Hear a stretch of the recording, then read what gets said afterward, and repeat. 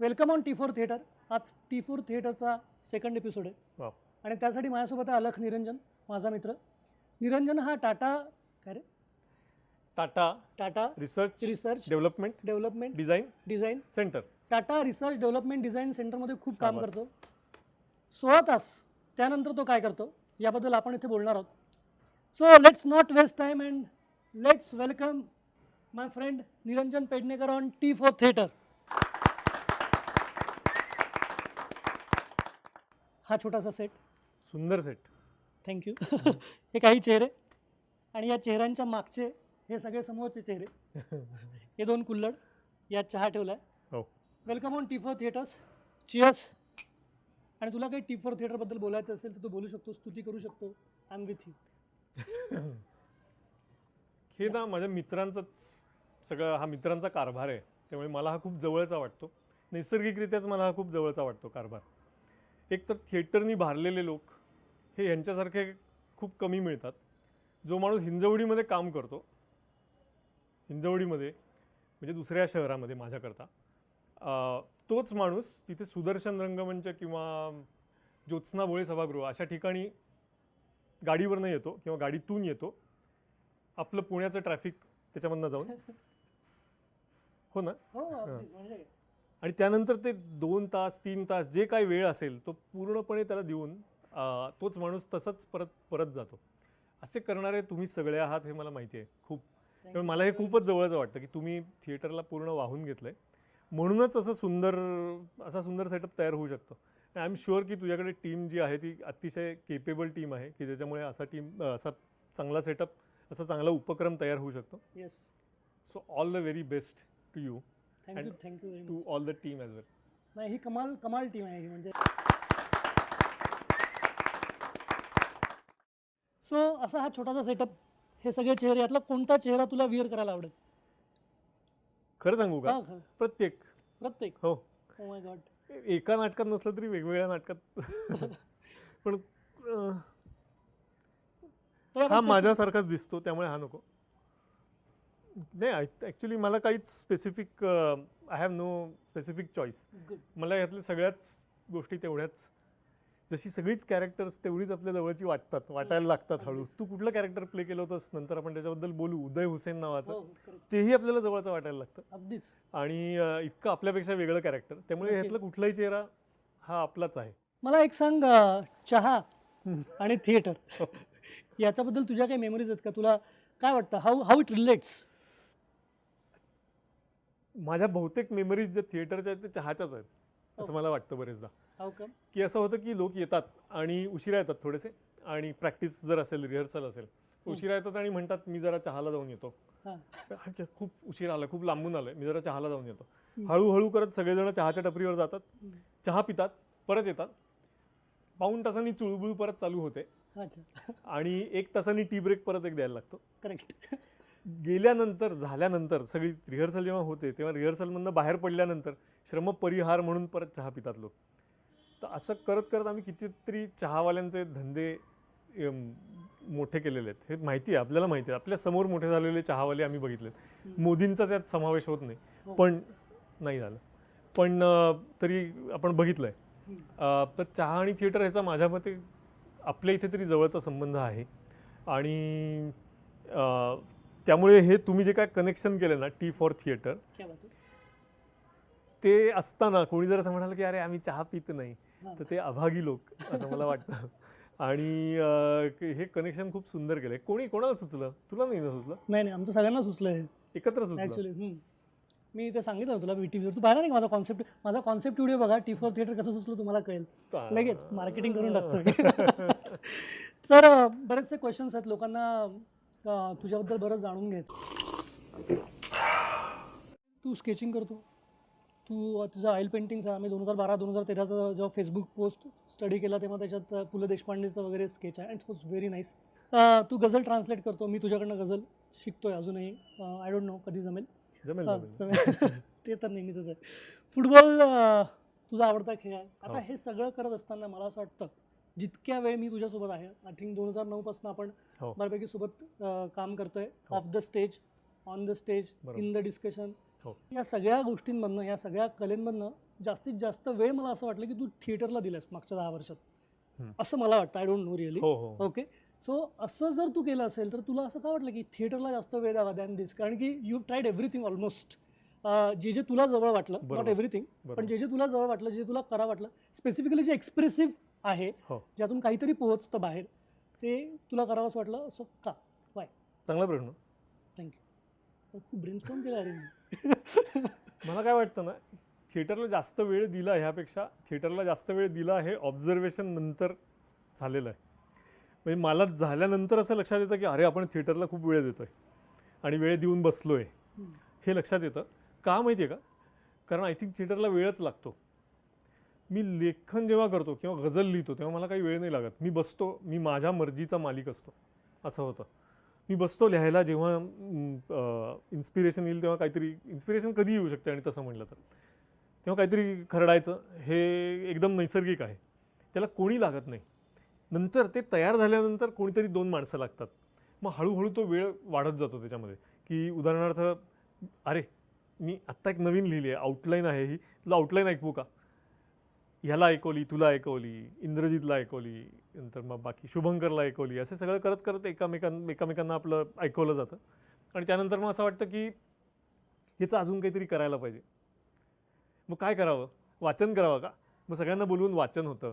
मग त्याच्यात परत 1-2 सेशन्स जातात. मग असं वाटतं की अरे नाटक चांगलं होईल याचं, असं वाटतंय. मग वाटतं की ऑडिशन्स होतील. मग वाटतं की काहीतरी नवीन टेक्निक यावेळेला बघू ह्याच्यात करून. असं वाटत वाटत वाटत वाटत x=x+1 सिंड्रोम, t=t+1 सिंड्रोम, ह्या नात्याने ते वाढत जातं शेपूट. त्यामुळे नाटक करायचं म्हटलं की वेळ लागणारच, आणि तो वेळ लागतो म्हणून तो दिला जातो. ह्यात नाटक आवडतं आणि ती प्रक्रिया जी आहे ती आवडते. लोकांची चांगल्या ओळख होते, तुमच्यासारख्या लोकांची ओळख होते. मी खरंच सांगतो मनापासून की ह्या देवाणघेवाणीमुळे, त्याच्यातल्या होणाऱ्या बॅकग्राऊंड वाचनामुळे वगैरे वगैरे वगैरे, मला असं वाटतं की खूप आपण ओढले जातो त्याच्यामध्ये. आणि एखादी गोष्ट जेव्हा मी करतो, तू आता माझ्या स्केचिंग वगैरेबद्दल टोमणा मारलास, तर तो का मला वाटतो की टोमणा आहे असू शकतो, कारण मी खूप चांगल्या लोकांची खूप चांगली स्केचेस बघितली आणि एक्सप्रेसिव्ह स्केच म्हणजे काय असतं बरेचदा येत नाही. मी जे केलं ते ठीक आहे, पण एक्सप्रेसिव्ह स्केच म्हणजे ज्यात आपले जे त्याला असं म्हणतात ना, अरे ह्यात काहीतरी झालं आहे, या कलाकृतीमध्ये काहीतरी छान झालेलं आहे, हे जे होतं ना, ते मला असं वाटतं त्याच्यापर्यंत जाण्याचा इतका वेळ मी देऊ शकलेलो नाही. तेवढ्यात मला नाटकामध्ये ते तर झालं आहे आणि त्याची थोडीशी वाट तयार झाली आहे म्हणून मी ती त्या वाटेने जातोय असं म्हणून ते झालं आहे. मी मुद्दाम काढून नाही केला वेळ की नाटकाला वेळ द्यायचा जास्त म्हणून वेळ द्यावा, असं नाही केलं मी. तर झालं आहे तयार. तू वॉटर कलर्सचं पण पेंटिंग तुझे 2-3 आहेत, त्यातलं एक पडक्या वाड्याचं थोडं पेंटिंग आहे. हो, तुला लगेच आठवत असेल थोडंसं, तो वाडा आहे की नाही काहीतरी पडकी, पण 2-3च आहेत, पण त्यात एक पडकी भिंत वगैरे आहे. सो त्यातून बरंच काही बाहेर येतं. तर तेव्हा तुला असं वाटत नाही की हे चांगलं पेंटिंग झालं आहे, इट्स गुड? म्हणजे मला बघताना ते असं वाटलं की इट्स व्हेरी गुड. कलेला वेळ द्यायला पाहिजे, कलेची नजर डेव्हलप झाली पाहिजे, कलेतलं शास्त्र कळलं पाहिजे. ह्या सगळ्या गोष्टी झाल्यानंतर मी असं म्हणू शकतो की माझं चांगलं झालं आहे. तुला वाटलं हे मला चांगलं वाटतं, बरोबर, पण ह्या चांगल्या वाटण्यावरती मी थांबलो तर माझा कलेचा शोध संपेल. हेच होतं बरेचदा की मी गझल केली म्हणजे काय होतं, रखमे रिजुल लै फिजुल हुस्न पिंदारे फजा, नगमे नवाबे गालिब उस्मानी चांद है तेरा. हे सगळे नॉनसेन्स शब्द होते, मी फक्त एकत्र करून सांगितले तुला. तर यामध्ये काय झालं, ही आता परिस्थिती झाली आहे की मी जरी काही लिहिलं तरी ती लोक म्हणतात क्या बात आहे, कारण व्हॉट्सॲप आहे आपल्याकडे, फेसबुक आहे. टाकलं एकदा की हां अरे ही मुलगी मला आवडते म्हणून तिने केलेल्या 2 ओळी पण मला आवडतात, असं होतं. हे आहेत ना सर, ते जरा मोठे आहेत बरं का, त्यामुळे त्यांनी केलेलं आपण सगळं जे आहे ते आपण बघतो आणि मग ते लाईक करायलाच पाहिजे ऑब्व्हियसली. अशा पद्धतीने होत जातं. कधी कधी ते पोचत नाही, कधी कधी जमत नाही वगैरे वगैरे. आणि जरी जमलं तरी दोघांनाही माहिती नसतं, करणाऱ्याला आणि बघणाऱ्याला, की कला काय आहे. कलेमध्ये 2 लोक आहेत. ॲन्सेल ॲडम्स नावाचा फोटोग्राफर अमेरिकन होता, खूप चांगला. त्यांनी असं म्हटलं की प्रत्येक चित्रामध्ये, प्रत्येक छायाचित्रामध्ये एक बघणारा असतो आणि एक फोटो काढणारा असतो. हे दोन गोष्टी असतात त्याच्यामध्ये.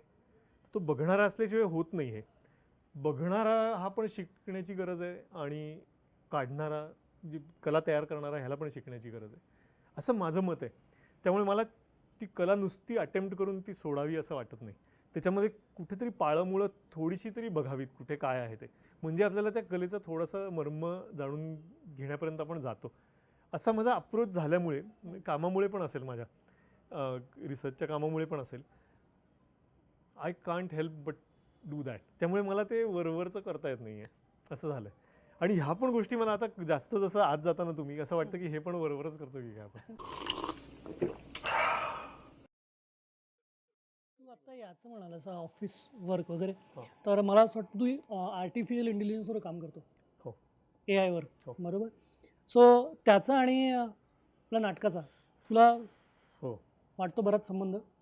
कारण की मला एक आठवतं की मशीन हो. जर तुझं प्रोडक्शन होतं त्याच्यात एकदा काहीतरी तू इन्फ्रारेड सेन्सर्स आणून हो. You tried that. I don't know I काय झालं tried that, त्याचं. yeah. आणि मला वाटते इंद्रजितवर तू अजून त्याचे रिझल्ट दिले नाही, तेव्हा हो. इंद्रजित टेन्शनमध्ये आहे अजून त्यांनी खरं केलं की नाही म्हणून. हो.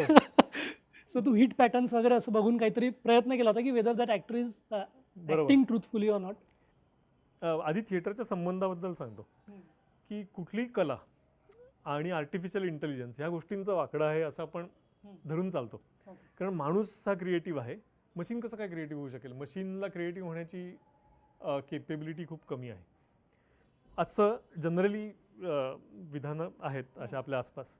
पण आजकाल असं व्हायला लागलं आहे की ते थोडंसं बदलायला लागलं आहे. आमच्याकडे आत्ता असे लोक आलेत की जे म्हणाले की आम्ही थिएटरच्या परीक्षा घेतो. मोठी मोठी मोठी कंपनी, तुम्ही थिएटरच्या परीक्षांचे जे व्हिडिओज आहेत ते बघून ऑटोमॅटिकली ग्रेड करणारं मशीन किंवा अल्गोरिदम बनवू शकाल का?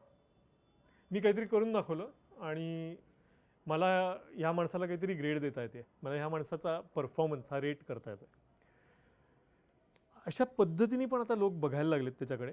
तर मला असं वाटतं की आर्टिफिशियल इंटेलिजन्स हे माणसाचा ब्रेन जसा काम करतो तसं काम मशीन किंवा कम्प्युटरनी करावं ह्याकरता निर्माण झालेली ब्रँच आहे. आणि इतके चांगले लोक काम करतात ना त्याच्यात जगभर, की कुठेतरी काहीतरी ब्रेक थ्रू होऊन ते त्या दिशेने जायला लागतील असं माझं मत आहे. ऑलरेडीच ते सुरू झालेले आहेत. ऑटोमॅटिक म्युझिक जनरेशन हे वगैरे अशा गोष्टी सुरू झाल्यात. होईल काहीतरी. तर थिएटरपर्यंत कसं येणार? कारण थिएटर आहे ना, ही महत्त्वाची मजा काय थिएटरमध्ये, की थिएटर हे लाईव्ह माध्यम आहे.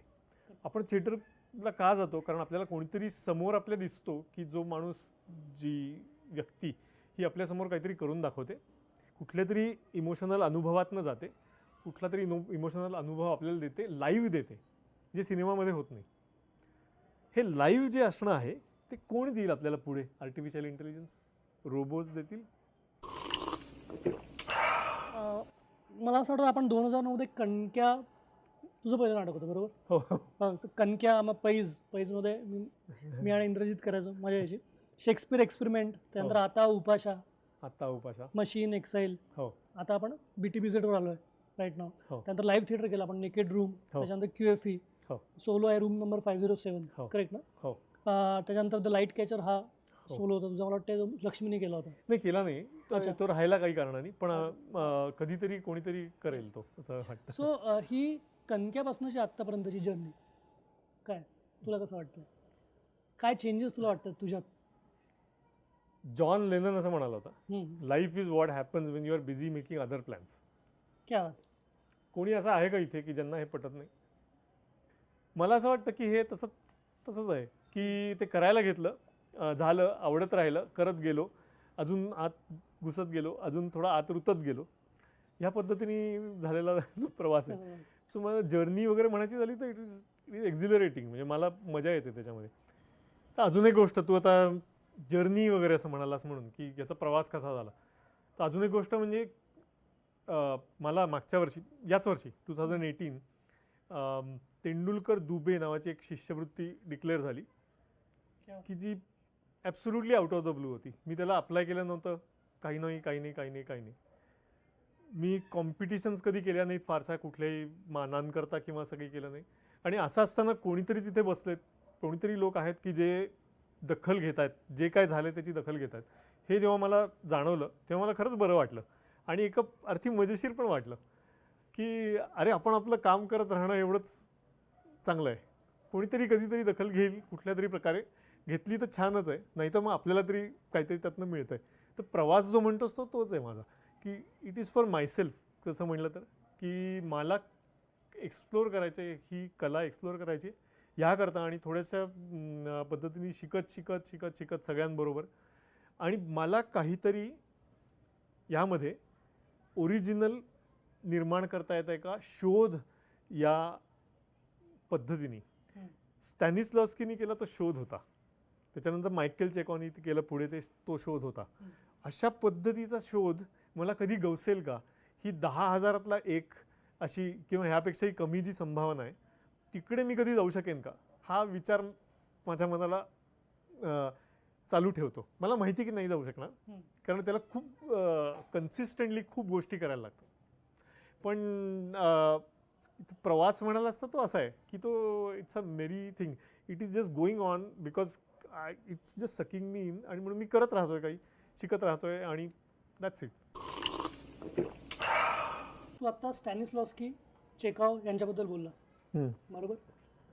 आणि आपण जेव्हा शेक्सपियर एक्सपेरिमेंट करत होतो तेव्हा मी आणि अमित बऱ्यापैकी त्या रोलसाठी स्टॅनिस्लॉव्स्कीवर काम करायचो. तू या एका रूममध्ये, चांगल्या मेमरीज आहेत त्या. त्याच्यानंतर मग आपण चेकॉवकडे वळलो, ते कोणीतरी एक्सरसाइज करायचो, मी विसरलो काय, आर्किटाईप आणि सायकोलॉजिकल जेस्चर. एक्झॅक्टली. त्याच्यानंतर मग आपण उपाशा वगैरे करताना एक्सरसाइजेस चालू केल्या, इम्प्रोव्हायझेशन्स वगैरे.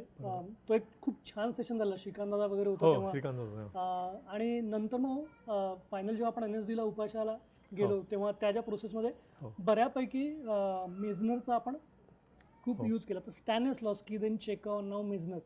आता पुढे काय, because this is all about truthful acting, आणि हे चॅलेंज आहे खरं करणं, बरोबर. आणि मला वाटतं तू बऱ्यापैकी ते स्वीकारलं आहे, कारण की तुझ्या प्रत्येक नाटकात जी मुलं येतात त्यांना पण ते चॅलेंज आवडतं, त्यांना ते शिकून परत इम्प्लिमेंट करायला आवडतं. बरोबर. आणि बऱ्यापैकी त्याच्यासाठी मुलं येतात आणि ते शिकायला. मला दिसतं की ऑलमोस्ट आता BT विजिट करताना आपल्याकडे 20 ते 25 लोक ते तो सेशन करत ते आले होते आणि तो सेशन त्यांनी केला.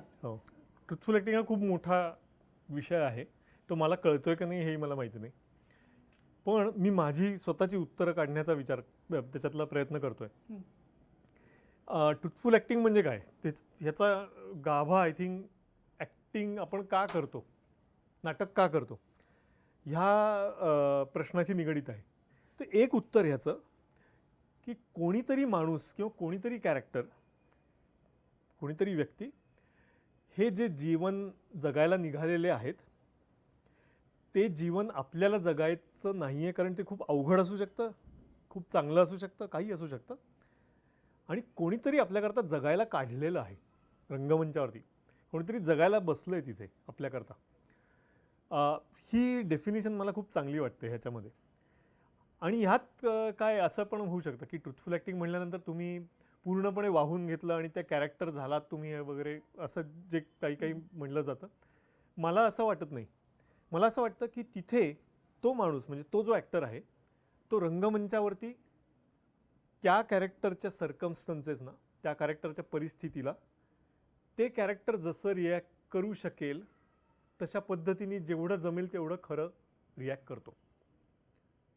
ही सिम्पल डेफिनेशन आहे. ह्यातनं मी चालू केलं, हा अभ्यास जो होता तो ह्यातनं चालू झाला, पण आता मला वेगळीच डेफिनेशन मिळते काहीतरी. मला असं वाटतं की जे ट्रू दिसतं बाहेर प्रेक्षकांना ते ट्रुथफुल ॲक्टिंग. हे काही असू शकतं. आता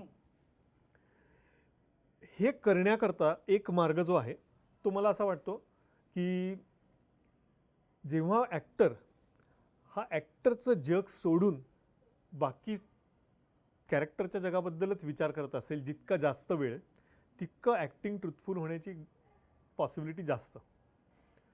ॲक्टरला ॲक्टरचं जग सोडता येत नाही, हा आपला मोठा प्रॉब्लेम आहे. आपल्या इथे थिएटरमध्ये आहे, अरे लाफ्टर मिळेल ना यार, अरे काहीतरी म्हणजे हे जे आहे, अरे माझा पंच गेला, अरे आज काय खरं नाही दिसत आहे, आज लोक फारसे दाद देत नाही आहेत, ह्याचा स्वतःला त्रास होणं, हा चुकला माणूस, समोरचा जो आहे तो चुकला, ह्याचा त्रास होणं, दिवा पडला खाली, हे ह्यांनी अफेक्ट होणं तुम्ही, ह्या सगळ्या गोष्टी ज्या होतात त्यामुळे आपण सहज ॲक्टरच्या जगामध्ये जातो. आणि जेवढे तुम्ही जास्त ॲक्टरच्या जगामध्ये जाल तेवढं तुम्ही कॅरेक्टरच्या जगापासून विलग होता. म्हणून जेवढं कॅरेक्टरच्या जगामध्ये राहण्याचा प्रयत्न किंवा ॲक्टरच्या जगामधनं बाहेर जाण्याचा प्रयत्न, तेवढं ॲक्टिंग जास्त खरं दिसण्याची संभावना असते. उदाहरण सांगतो मी याचं. एक असं आहे की तुघलक या नाटकातला एक परिच्छेद आहे तो जो बराच फेमस आहे. त्याच्यामध्ये तो आकाशातल्या ताऱ्यांबद्दल बोलतोय, तो स्वतःच्या प्रजेबद्दल बोलतोय, तो आईनी त्याचं लग्न करायला घेतलं, तो थोडा वेडा असा एक सुलतान होता भारतामध्ये होऊन गेलेला, आणि त्याचं खूप चांगलं नाटक आहे ते. आणि अशा पद्धतीने त्याचं बोलणं आहे तिथे. एक पद्धत ट्रुथफुल ॲक्टिंगची अशी की त्याच्या पूर्ण सर्कमस्टन्सेसमध्ये जाणं, मी समजून घेणं की तुघलक कसा असेल, त्यावेळेला कसा असेल, त्या क्षणी त्या काळी कसा असेल, वगैरे वगैरे वगैरे, हे आहे.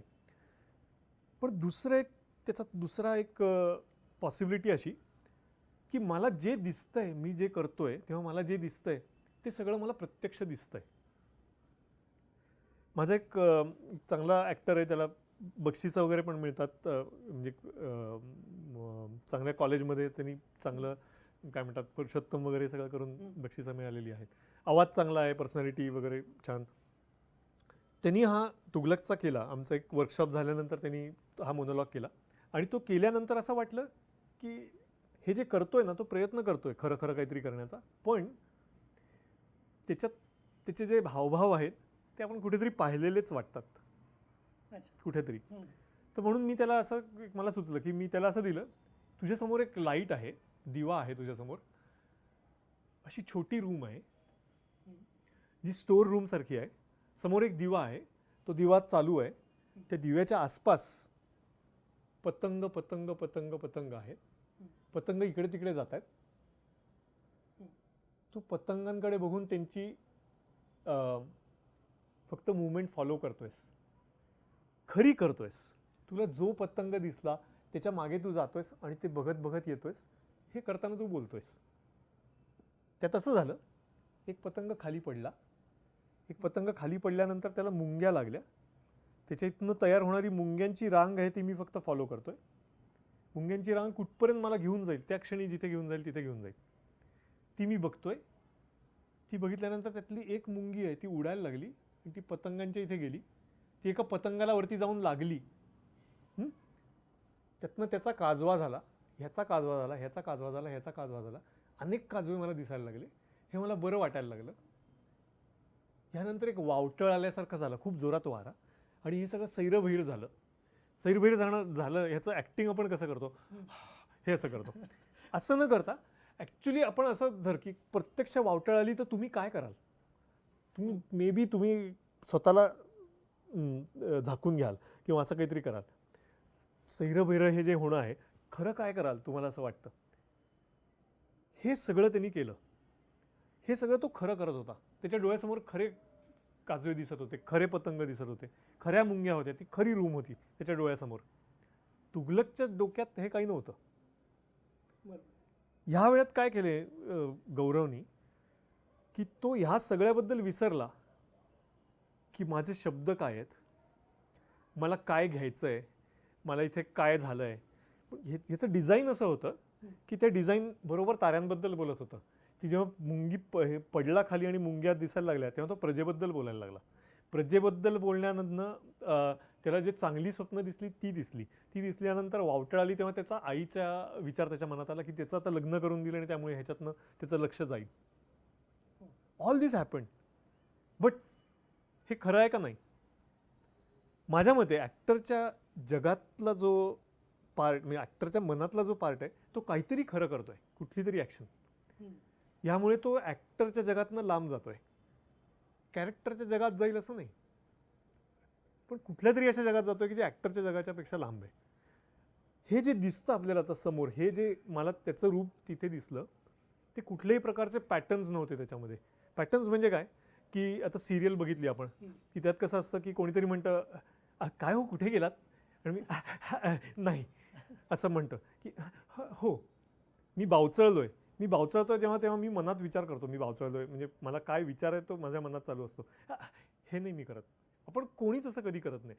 हो हो हे कोणीच आपण करत नाही. पण हे पॅटर्न झाले तर हे चांगलं ॲक्टिंग म्हटलं जातं. चांगले चांगले मुलं लोक हे ते सहज अंगीकारतात कारण त्यांची ग्रहणक्षमता चांगली असते आणि मग तेच पॅटर्न आपल्या समोर येतात परत. नवीन युनिक काही दिसतच नाही. का राजकुमार राव वेगळा वाटतो आपल्याला, का नवाजुद्दीन वगैरे हे लोक वेगळे वाटतात, नसीरुद्दीन का वेगळे वाटतात हे लोक, कारण दे क्रिएट समथिंग युनिक.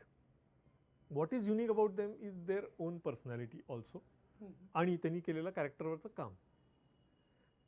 मला असं वाटतं की ॲक्टरनी स्वतःच्या जगातनं लांब जाणं, स्वतःच्या जगापासून लांब जाणं, मग काही करा डोक्यामध्ये. मेंदूचं आता इथे सायन्स येतं. जेव्हा आपण सायन्सच्या बद्दल बोलतो, माझी जी बॅकग्राऊंड आहे ती इथे येते. मेंदूचे कुठले असे भाग आहेत की जे अडकले जाऊ शकतात आणि स्वतःच्या परिस्थितीचा जो विचार आहे तो करण्यापासून लांब नेऊ शकतात तुम्हाला. स्वतःच्या म्हणजे माणसाच्या म्हणजे ॲक्टरच्या परिस्थितीचा विचार की अरे विंगेत कोण उभं आहे वगैरे, ह्या भागांना काहीतरी गोष्टीत अडकवून ठेवायचं म्हणजे जे दिसतं ते ट्रुथफुल दिसू शकतं, ते युनिक दिसू शकतं. कारण आपण जसे वागतो आणि आपण जसे बोलतो, मला ह्या क्षणी हे शब्द असे सुचत आहेत, हा पॉज आहे, हा असा आला ह्या ठिकाणी आपोआप आलाय, मी काही तो पाठ नाही केला.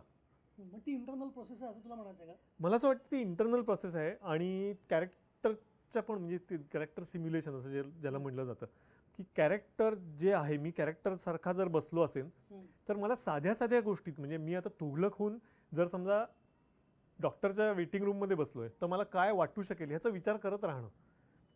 फील काय आहे मला हे मी कधीच बघितलं नाही, ह्याचा फील काय आहे. मी राजवाड्यात बसलो असेल तर माझा फील काय, मला कसं वाटतं, मी कोणाशीच बोलत नाही, काहीच नाही करत आहे, माझ्या मनात काय विचार येतात, ह्या सगळ्या गोष्टींचा विचार करणे हे कॅरेक्टर सिम्युलेशन झालं एका पद्धतीने. मी सिम्युलेट करतो या गोष्टी. तुम्ही काहीतरी असं करा की जे तुम्हाला ॲक्टरच्या जगापासून दूर नेईल. ते थिएटर, तो मंच, त्या विंगा, समोरचा को ॲक्टर ह्या जगापासून दूर नेईल असं काही करत ठेवा. मेंदूला काहीतरी द्या मागे लावून, ते मागे लावून दिलं की होतं. म्हणून सायकोलॉजिकल जेस्चर जे आपण आत्म करत राहतो, सतत करत राहतो, मेंदूला वेळच नाही दुसरं बघायला की काय हे होतंय ते होतंय, हे बघायला वेळच नाही. Because you are engaging. हे एंगेजमेंट जी आहे ती खरी खरी केली पाहिजे. That is truthfulness for me. आणि ह्याचे बाहेर रिझल्ट तसे दिसू शकतात. हे करायला थोडा रियाज लागतो असं मला वाटतं. हे करायला थोडं डिसिप्लिन पण लागते की जर तुम्हाला असं हे करायचं असेल ना तुम्हाला करत राहायला लागतं. ते असं सोडता नाही येत की अरे मला प्रेक्षकांचं हे नाही येत आहे इथपर्यंत. ते सोडून थोडं एक कोणीतरी असं छान खूप म्हणलं आहे की नाटक आहे ना ते प्रेक्षकांकरता नाही घडत, ते प्रेक्षकांसमोर घडतं.